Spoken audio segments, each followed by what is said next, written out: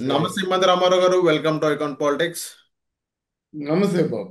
Yes sir, నిన్న అంబటి రాంబాబు గారు ఏదైతే పోలీసులతో గొడవ పడడం జరిగింది, నువ్వెంత, నువ్వేం చేస్తావు, నువ్వేం చేస్తావు అని చెప్పేసి నిన్న జగన్మోహన్ రెడ్డి గారు ఏదైతే పిలుపులు ఇవ్వడం జరిగింది, వెన్నుపోటు దినం అని చెప్పేసి. సో ఆ సందర్భంలో బయటికి వెళ్తుండగా అంబటి రాంబాబు గొడవ చేయడం జరిగింది. సో ఆ ఘర్షణ చూసిన తర్వాత మీకేమనిపించింది సార్? అంబటి రాంబాబే కాదు, వైసీపీ పార్టీ ఎంతగా దిగజారిపోయిందో ప్రజలందరికీ అర్థమైంది. ఒక మినిస్టర్గా చేసిన వాడు, ఇప్పుడు వైసీపీ పార్టీ తాలూకు గొంతుగా ఉన్నవాడు, ప్రపంచం అంతా ఆయన్ని చూస్తుందని విషయం తెలిసిన తర్వాత ఒక పోలీస్ అధికారితో ఎంత జాగ్రత్తగా మాట్లాడాలి. వీధి రౌడీలాగా ప్రవర్తించాడు కదండి. ఒక పొరికి ఎలా మాట్లాడుతారో అలా మాట్లాడాడు కదండి. దాన్ని వైసీపీ పార్టీ సమర్థిస్తుందా? అంబటి రాంబాబు ఎప్పుడో దిగజారిపోయాడు. నిన్న ఇన్సిడెంట్తో చాలా దిగజారిపోయాడు అన్నమాట. ఓకే. నువ్వెంత నువ్వెంత నువ్వెంత నువ్వెంత, నువ్వేం చేస్తావు చూస్తాను, నేనేం చేస్తాను చూస్తాను, ఇయే సంభాషణలు అక్కడ. సో అంబటి రాంబాబు ఒకటి నెక్స్ట్ వెళ్ళబోయేది ఆయన అనుకోండి. అది తెలిసిన తర్వాత కూడా ఎందుకు ఇలా రెచ్చిపోతున్నాడో నాకైతే అర్థం కాలేదు. ఆయన చేసిందైతే 100కి 100 పాళ్ళు కూడా తప్పే. ఓకే సార్, కానీ ఇప్పుడు అక్కడ అక్కడ నిరసన కార్యక్రమాలు చేయడానికి వెళ్తుంటే ఎందుకు పోలీసులు అడ్డు పెట్టారు అని అంబటి రాంబాబు గారు చెప్తున్నారు. సో దాని పట్ల మీరేమంటారు? పోలీసులు అడ్డం పడాలా పాతాలా అండి? ఇదేంటండి వెన్నుపోటు దినం ఏంటండి? నువ్వు కాలువలో పడిన జనం, లేకపోతే నువ్వేమో కాలు జారి పడిన జనం, లేకపోతే లారీని గుద్దేసిన జనం, జనాలు, జనాలండి. వెన్నుపోటు దినం ఏంటండి? ఆయనకి ఏమైంది తెలుసా? ఈ పేరు పెట్టినోడికి ఏమైంది తెలుసా? అసలు వెన్నుపోటు ఎవరిని పొడిచారు? జగన్మోహన్ రెడ్డి చేసింది వెన్నుపోటు. ఆ ఆయన తాలూకు తండ్రి పార్థివ దేహం ఉంటుండగా సంతకాల సేకరణ, అది వెన్నుపోటు. తర్వాత తల్లిని వెన్నుపోటు పొడిచాడు, ఆ చెల్లిని వెన్నుపోటు పొడిచాడు, 5 కోట్ల ఆంధ్ర ప్రజానీకాన్ని వెన్నుపోటు పొడిచాడు. ఆయన ఏదైనా వాతాగీత ఏవైనా వెన్నుపోటుతనం చేసుకున్నట్టయితే వైసీపీ పార్టీ వాళ్ళు ఆనందంతో కేరింతలు కొడుతూ మాకు ఇదే బాగుంది, మా నాయకుడు చాలా బాగా వెన్నుపోటు పొడుస్తున్నాడు అని చెప్పేసి, అంటే హర్షధ్వానాల మధ్య జరుపుకోవలసినటువంటి దినం వెన్నుపోటు దినం. అది చంద్రబాబు నాయుడుతో కాదు, జగన్మోహన్ రెడ్డితో జరుపుకోవాలన్నమాట. స్టిల్ ఇంకా ఆంధ్రప్రదేశ్ ఎక్కడ బాగుపడిపోతుందో అని, పరిశ్రమలు రావద్దు, మేము అప్పులు పాలైపోయాము, తర్వాత అక్కడేమో అనుకూల వాతావరణం లేదు, ఇట్లాంటి లేఖలు రాసి ప్రజల గొంతు కోస్తున్నాడంటే ఆయనకి నైతిక అర్హత ఏముందండి వెన్నుపోటు అని చెప్పడానికి? నువ్వు చెప్పవలసిన అవసరం లేదు. ప్రజలు నీకంటే చాలా చాలా చాలా తెలివైన వాళ్ళు. ఎప్పుడైతే ఎన్టీ రామారావు గారు చంద్రబాబు నాయుడు వెన్నుపోటు పూడ్చాడని ప్రజలు నమ్మారో అప్పుడే ఆయన్ని పడగొట్టేవారు, ఓడించేవారు. ఉమ్. గెలిపించారే, 2 సార్లు గెలిపించారే, 3 సార్లు గెలిపించారే, మొన్న 4వసారి కూడా గెలిపించారు. మీ మాటలకు అర్థం ఏముందా? మీరు వెన్నుపోటు పొడుస్తున్నారని మూలన ఉన్న ముసలమ్మ కూడా గుర్తించబట్టి దారుణంగా ఓడించారు. ఎక్కడ 151, ఎక్కడ 11.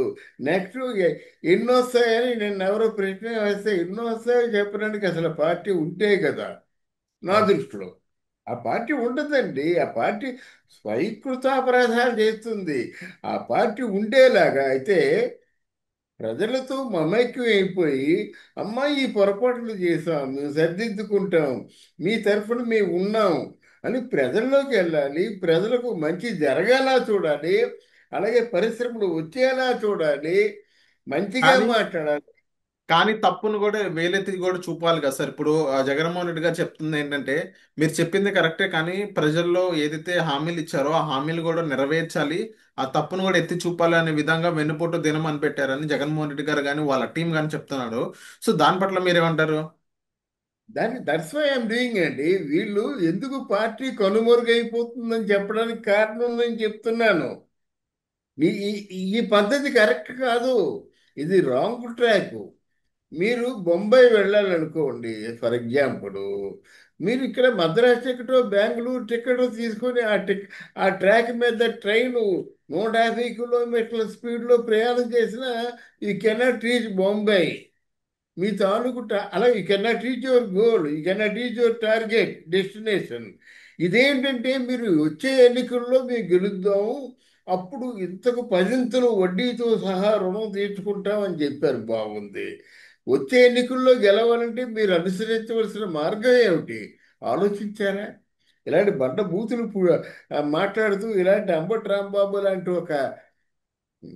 ఒక డబుల్ స్టాండర్డ్స్ బాగా దిగజారిపోయిన వ్యక్తి, గంట అరగంట వ్యక్తితో మీరు మాట్లాడిస్తే మీ పార్టీకి ఏ వాల్యూ ఉంటుందండి?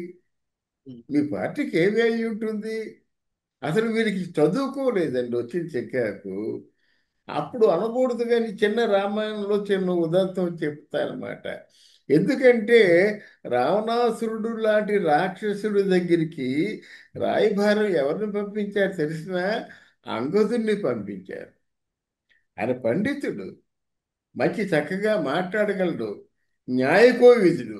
అంటే కూతురుకున్న జ్ఞానం కూడా ఈయనకి లేకంటే ఉంటే ఎలా చెప్పండి? కూతురైనా మహానుభావులు, దైవంశ సంపూతులు. కూతురు అన్నాను ఇంకేమనుకోవద్దు. వాళ్ళు దేవుడు పక్కన ఉన్నవాళ్ళు, వాళ్ళు దేవతలతో సమానమే.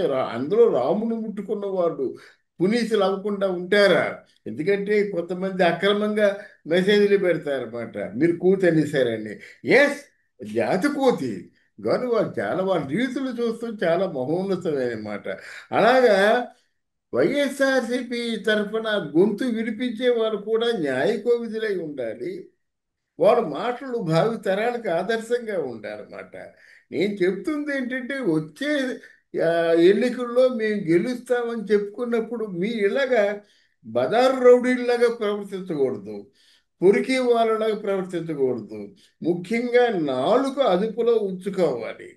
అది లేకుండా మీరు ఎలాగండి రేపు పొద్దున పట్టం కట్టేసుకుంటారు?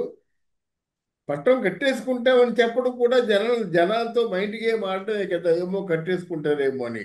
ఎవడో దరిద్రుడు ఒక చిన్న ఆ, వార్త పెట్టాడన్నమాట.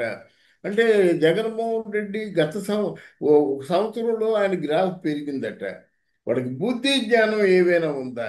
జగన్మోహన్ రెడ్డి గ్రాఫ్ పెరిగిందని ఎంత తీసుకొని పెట్టాడండి? ఎలా పెరిగింది గ్రాఫు? అవును. అంటే ఇక్కడ మీకు గంజా దొరికిపోయినందుక, బియ్యం దొరికిపోయినందుక, భూ కబ్జాలు దొరికిపోయినందుక, ఆ? లేకపోయినట్టయితే ఆ, ఈ బంగారు పిటికలు దొరికినందుక, అక్కడ తేడేపల్లి ప్యాలెస్లో కోట్లాది రూపాయలు, వేల కోట్లు, అంటే వాళ్ళ తాలూకు దాపరికంగా ఉన్నటువంటి సొమ్మంతా ఈడీల కల్లా పడ్డందుక ఈయనకి రాఫ్ పెరిగింది.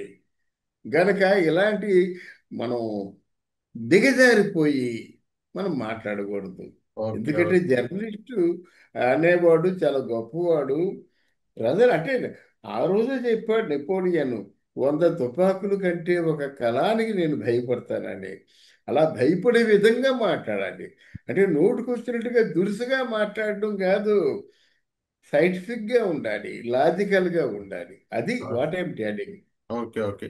సో థ్యాంక్ యూ సార్ మైకాన్ పాలిటిక్స్ వచ్చినందుకు. Thank you.